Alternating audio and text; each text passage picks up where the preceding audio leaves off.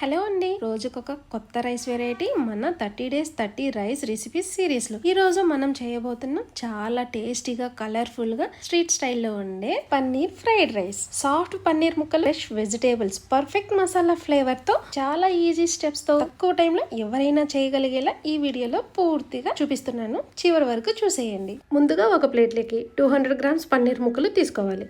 ఇందులో ఒక స్పూన్ ధనియాల పొడి, ఒక స్పూన్ కారం, కొంచెం సాల్ట్, అలాగే కొద్దిగా ఆయిల్ వేసి ఈ మసాలా మొత్తం ముక్కలకి పట్టేలాగా బాగా కలపాలి. ఇప్పుడు స్టవ్ పైన ఒక పాన్ పెట్టి అందులో ఒక 3 tablespoon ఆయిల్ వేసి అది వేడైన తర్వాత పన్నీర్ ముక్కలు అన్నీ వేసి ముక్కలు అన్నీ విరిగిపోకుండా నిదానంగా అంటే ఒక 5 నిమిషాలు బాగా వేపుకొని పక్కన పెట్టుకోవాలి.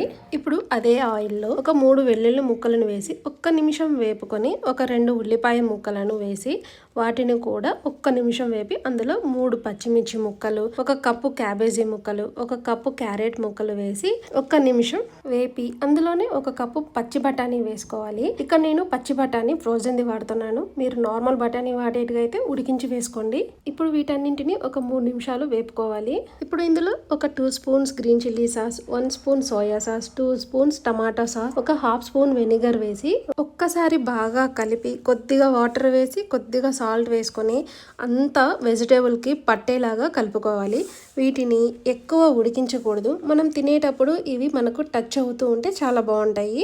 ఎక్కువసేపు ఉడికిస్తే అంతగా బాగోవు. ఇప్పుడు మనం ముందుగా ఉడికించి పెట్టుకున్న రైస్ని ఇందులో వేసి అలాగే ఒక స్పూన్ కారం, టేస్ట్కు తగ్గ సాల్ట్, అలాగే పన్నీర్ ముక్కలను వేసి బాగా కలుపుకోవాలి.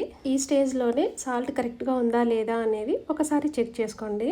అంతే, ఇలా మన పన్నీర్ ఫ్రైడ్ రైస్ రెడీ. మీరు కూడా ఈ రెసిపీ ట్రై చేసి మీ అభిప్రాయాన్ని కామెంట్లో చెప్పండి.